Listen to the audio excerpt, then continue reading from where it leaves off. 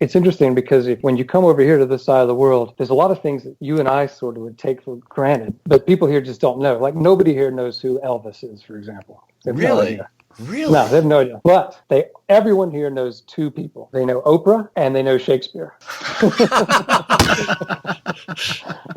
That puts Shakespeare in pretty rarefied company. Yeah. Hello and welcome to the State of Shakespeare. I'm Garrett Vandermeer. And I'm Jim Elliott. And today on the program, we're joined by David Pearson. Hello, David. Hello. Very happy to be here. We're glad to have you. David Pearson is an actor, director, and lecturer living in Doha, Qatar, in the Gulf region of the Middle East. He is a member of the Doha Players, which is the leading acting company in Doha for 65 years. He has had lead roles in numerous productions, including Hamlet, Macbeth, The Tempest, Les Mis, Women in Black, The Importance of Being Earnest, Rosencrantz and Guildenstern Are Dead, and Oklahoma. And he is currently in pre-production for King Lear, which he'll be directing in Qatar in the spring of 2019. Well, welcome, David. That's quite a resume. It's fantastic. Oh, thank you so much. Everything from Shakespeare to Les Mis and Oklahoma and The Importance of Being Earnest. We were delighted to get your email to discover that we have a listener who's bringing Shakespeare's words to life in the Middle East. And I admit that I had to look up Qatar on a map when I was prepping for this interview. How on earth did you find yourself in Qatar? Well, it's a bit of a story. I've actually lived in several countries. When I was younger, I thought I was going to be a college professor. And I was on the way. I was accepted into Temple to do a PhD in English. I wanted to do post-colonial literature. I'm half Irish as well. So post-colonial literature would include Ireland. Of course. Yes.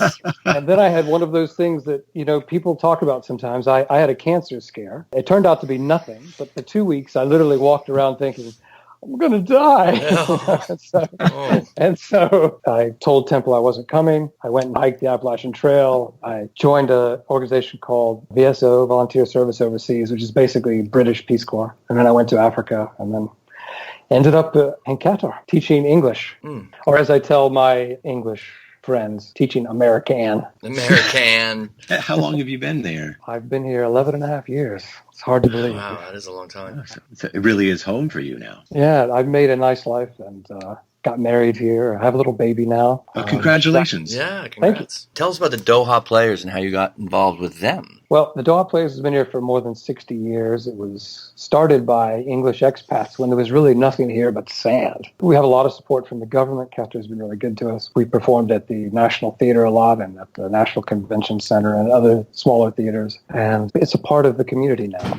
Who makes up the cast? Is it English speakers or is it native Qatarians? Well, one of the wonderful things I like about it is we did Hamlet last year, and we actually had 11 different nationalities in our cast. Oh, my. Yeah.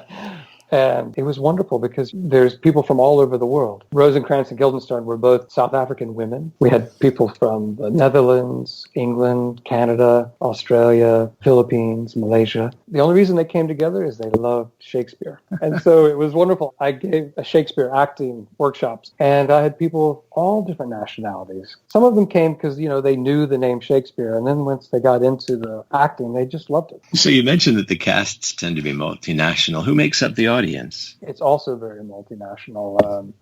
Here a lot of people wear the traditional dress. So a lot of women will have they call them abayas. They're long black robes with the black headscarf. And a lot of the men wear the thobe. It's like basically a white robe. And so when you're on stage and you look out into the audience, you see people dressed, in European clothing, but you also see lots of people dressed in the traditional clothes, the thobes and the abayas. It was wonderful. We did The Tempest, and we were acting a scene right on the edge of the stage. And there was a long row of, it looked like college students, Arab college students in headscarves and everything, just laughing. So it was one. And, of course, that's The Tempest. We weren't changing the language. They were understanding the language and laughing and really enjoying it. You are obviously bringing Shakespeare to people who have a good understanding of English and can relate to Shakespeare's language, but I imagine that you also have challenges conveying Shakespeare to people whose first language is other than English. At least half of our audiences will be people for whom English is a second language. And so we do a lot of movement work, gestures, also making the language very clear. We have a lot of physical comedy, physical acting in our performances to make it easier for the audiences. Qatar, according to Garrett's research, is a unitary constitutional monarchy. Is that correct? Yes. Okay. Yes, that is. So there must be some challenges, and in your email you said having to deal with a censor has made you admire Shakespeare's gleeful obfuscations and punning. Can you expand on that a little bit? Absolutely. I mean, for example, when we did Hamlet last year, I edited it down to about 2 hours, and then I had to take it to the censor. Even I was editing for length, but I didn't have to edit any of his language. I really didn't have to change any of his language, which is wonderful because he had to write for a censor. And because I have to go to a censor, I see how clever he was in a lot of his language.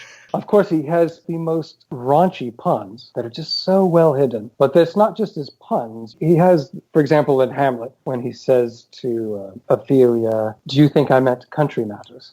That's not something that the censor is going to pick up on, the pun and the word country. But it's not just those kinds of puns. He has ideas that for his time might have been a bit subversive. So, for example, also in Hamlet, just before he's getting ready to do his fight at the end of the play, and Horatio says to him, "You don't have to do this. You don't want to." And he says, "Not a whit.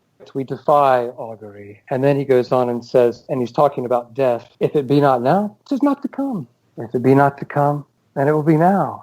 If it be not now, yet it will come. The readiness is all." And then he says, "Since no man has aught of what he leaves, what is it to leave betimes?" The idea being, I think, there's nothing after death, which would be something which would be a very subversive idea in the time he was writing. Mm-hmm. Since we take nothing with us when we die, what does it matter if we leave before our time? Yeah. Well, he certainly did speculate a great deal about what it meant to die, and certainly floated some ideas that would have challenged orthodoxy. We're sort of going all over the place, but I really am fascinated by doing Lear in a monarchy. How is that going to resonate, do you think? Right. Well, I haven't got censor approval yet, so...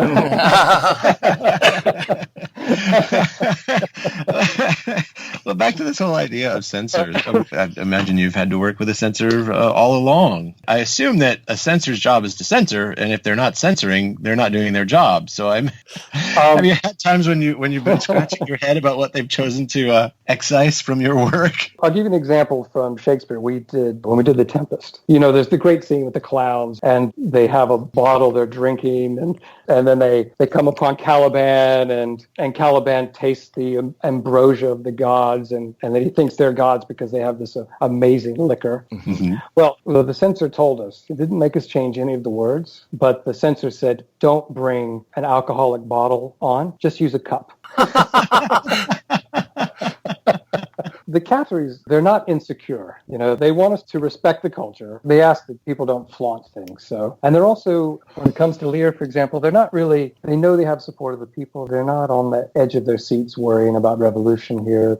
Society is quite stable. But it sounds like they have suggestions that have not only to do with the text, but also with staging and props. Do the censors attend rehearsals or performances? They can. They always have the right to. In fact, we always have a censored night of performances. Choose our dress rehearsal. But I'll give you another example. This isn't from Shakespeare, but this is from Les Mis. We couldn't say the word bastard, so we changed it to dastard. You dastardly fellow. The subject of language is something that you brought up in our email correspondence. And you mentioned that growing up surrounded by many different accents has helped to clue you into some possible OP pronunciations and puns. And you brought in some tantalizing examples. So this is maybe the point in the podcast where we start to examine the text a little bit more. I have a list of the puns that you submitted in front of me. Do you have one, or do you happen to have one in front of you, or shall I read them to you? I do. Okay. Shall I go from the first one? Just to preface this, Jim and I often talk about how watching John Barton's series Playing Shakespeare influenced us. So isn't it fantastic? I actually have the book right in front of me. It was delightful to hear him in one particular episode make his way into the backcountry and have conversations with with locals who have accents and dialects that may harken back more nearly to the way that the language sounded for Shakespeare's contemporaries, and how the aphorisms that were in play in Shakespeare's text are still being kicked around today, more or less. Just on that very thing, I found, being raised in the southern United States, I found that we've kept a lot of very Shakespearean language. For example, when Hamlet first speaks to Polonius, and Polonius's first words to him are, "How is your majesty?" And then Hamlet says, "Well," and then, "God have mercy." In the South, where I'm from, people still say, "God have mercy." Like, I have to talk to this guy. We still say that, but if you see a performance of a lot of English actors, for example, they'll just say, "Well, God have mercy." Right. Whereas when I played Hamlet, he said, "How is your majesty?" And I did, "Well." And then I turned to the audience and went, "God have mercy." And the audience just all broke out laughing. And they're all different nationalities, but they understood. Right. I got to talk to this guy. And it's wonderful that all these little Shakespearean bits of language are preserved in different places. There are those scholars who say that the Shakespearean dialect approximates the Appalachian dialect.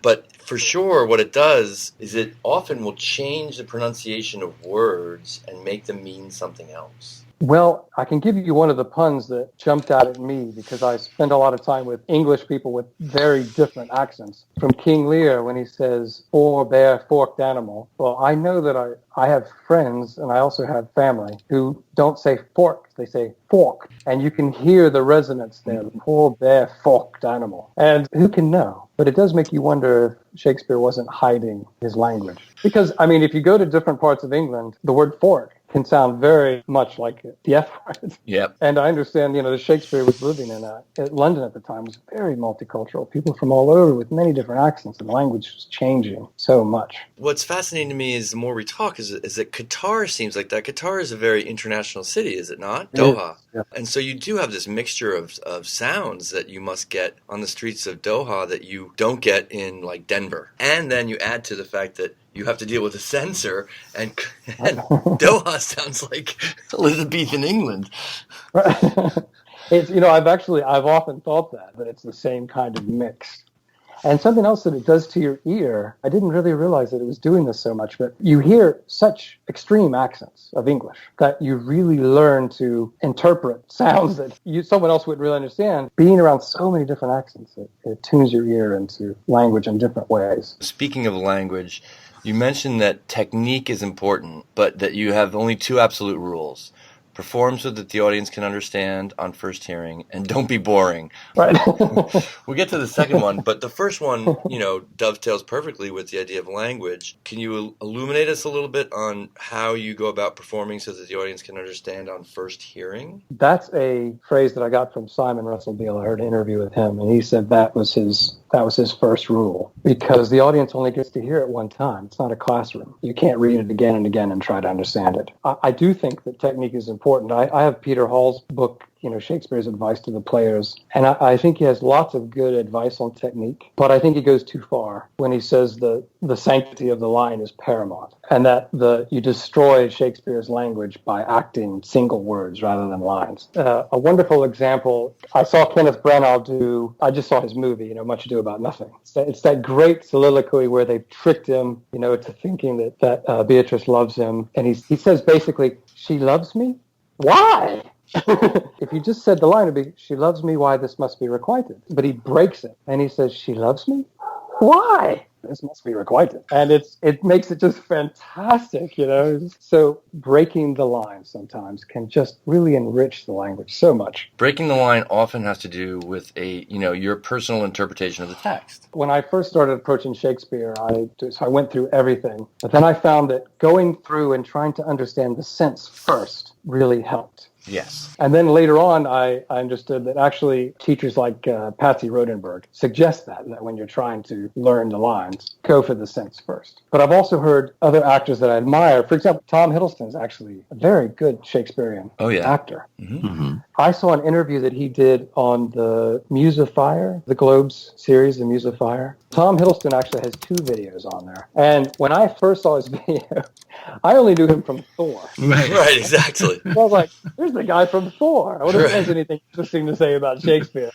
And I was listening to it, and he actually just blew me away. And he went to drama school and he was taught all of the rules, like don't breathe in the middle of a line, unless there's punctuation, et cetera, et cetera. And he said, but he did the play, The Changeling with Thomas Middleton. And there was an actor, Will Keane, was playing DeFlorus, the villain, who's very ugly. And he said, he would just watch Will Keane playing DeFlorus, and he was amazed because Keane just broke all of the rules that he had learned in drama school. And he gave it this wonderful example of a couple of lines of blank verse. And if you just say the lines straight, DeFlorus is very ugly. And so he's saying of himself, I know this face is bad enough, but I have seen far worse with better fortune. And he said, but that's not what Will Keane did. He said, Will Keane just said, I know this face is bad enough, but I've seen far worse with better fortune. But the point was, if you just say it, the audience will understand it better. You know, John Barton talks about this in Plain Shakespeare. He says that really the blank verse was there as an aid to the actors, that it wasn't necessarily about poetry, that it could be poetry at times, but that it was first and foremost an aid to the actors and should be treated that way. Garrett and I couldn't agree more, I don't think. And so when you're approaching a role, what do you look for in the blank verse that helps you as the actor? So, for example, in the speech, All the World's a Stage, Jacques' famous speech, it begins in the middle of a line. The Duke has been speaking, and he has half a line as well. So you know that picking up at that half line, that Jacques speaks immediately, that there's not a pause. And also, if you scan the line, the first word, all, is stressed. So you know when you're acting to come straight in and the first word stressed. Or at least that's how you could do it. He's giving you hints that this is how you can do it. And also, I found if you do scan the lines, it gives you a hint about which of the words Shakespeare thought were important. For example, in Friends, Roman Countrymen, Lend Me Your Ears. That first line can be played so many different ways. But if you follow the meter, I think it gives you a clue how to play it. So instead of it just being Friends, Romans, Countrymen, Lend Me Your Ears, it could be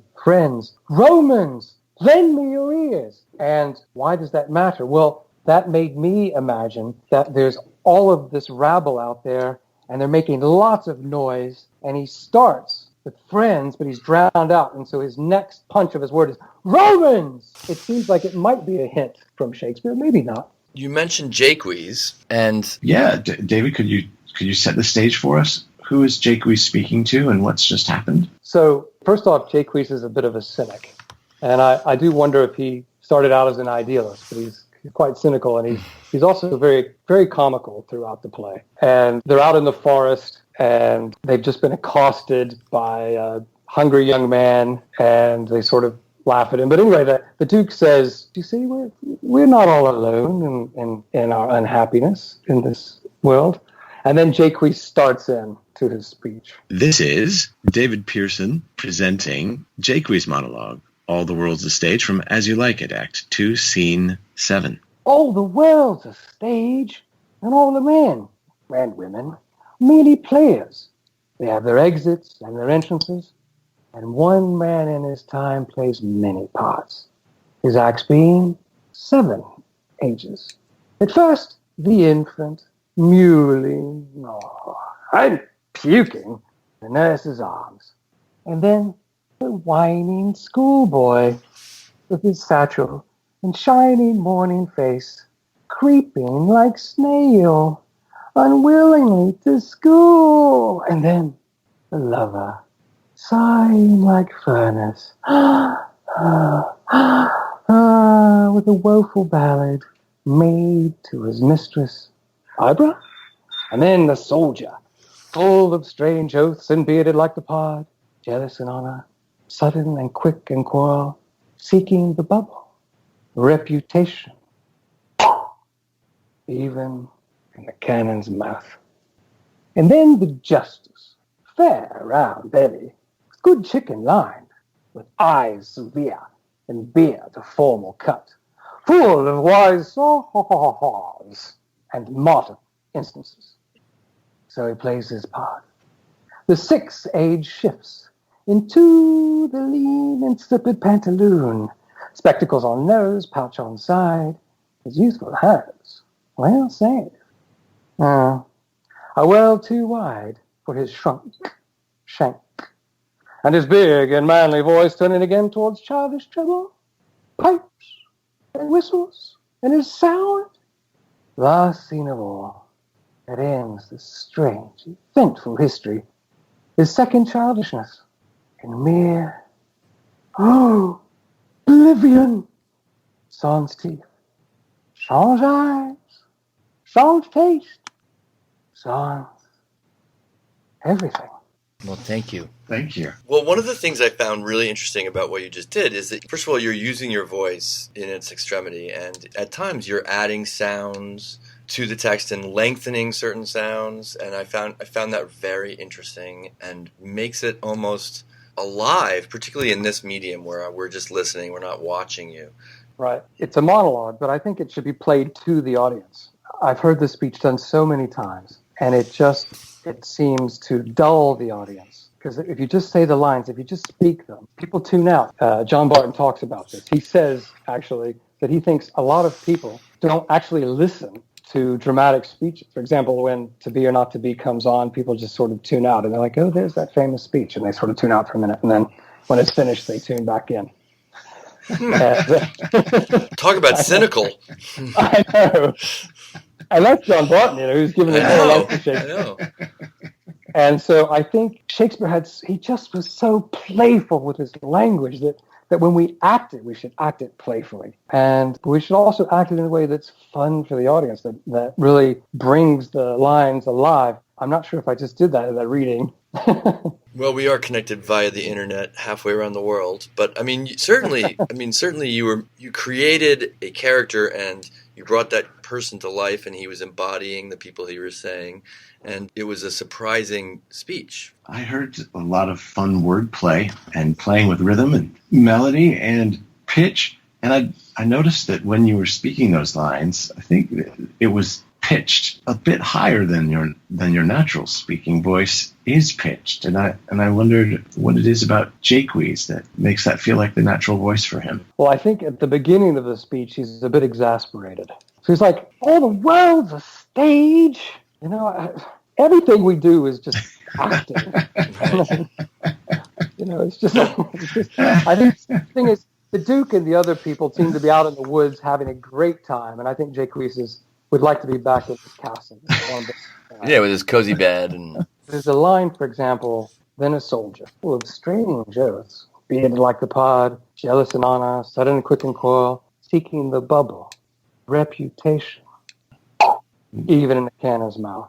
And I do that little pop. Yeah. Did you hear it? Yeah, so of course. Yeah, that's one of the sounds I was referring to. What I would hope the audience could hear is that the soldier is trying to get a reputation, get honor, but reputation and honor is just a bubble. It's a soap bubble. It pops. And pop it. It's just this line that just breaks your heart. And so the little pop sound that I added was just to try to help the audience clue into the idea that it's just a bubble. It's just a soap bubble that could pop at any moment. The other thing I noticed in your performance was there are a lot of midline stops in this speech. And I noticed that as you got to that, you'd accelerate into the next section. Is that something that you do purposefully? What I was trying to do at moments like that is to do a little gear shift, gear change. That John Barton calls them gear changes, where you do a sudden switch to keep the listener interested, change the tone. And Shakespeare does this so many times in his soliloquies, as you know. Kenneth Branagh, in Much Ado About Nothing, again in the soliloquy where they tricked him, and he's talking about how he never thought he would get married, and never thought it was a possibility, and he's just talking himself through it, and then he's being very serious, and then Branagh has him go, "The world must be peopled." Right. And just shifts, make those gear shifts, and they're just so. I mean, they're there. Shakespeare put them there, and they're there to be exploited. David, thank you so much for joining us today. It's been a delight talking to you. Thank you. My pleasure. David, thank you so much. This was terrific. Oh, thank you. It was my pleasure. I look forward to hearing it, and I look forward to continuing to hear your other podcasts as well. I found when I first started doing Shakespeare, and I was looking around, your podcast is one of the ones that I found. I was like, oh, fantastic. Thank you. Oh. Thank you for this information in the podcast. And that's nice to hear. Thank you. I guess we've been around for a long time, Jim. Yeah, we've been at this, Garrett. On that note, I'm Garrett Vandermeer. And I'm Jim Elliott. And thank you for listening to The State of Shakespeare. Thanks for joining us for the State of Shakespeare podcast. We invite you to visit stateofshakespeare.com for more episodes, information about each of our guests, and the Shakespeare text you heard on the program, and much more. And we welcome you to join the discussion by liking us on Facebook. That's www.stateofshakespeare.com. Thanks for listening.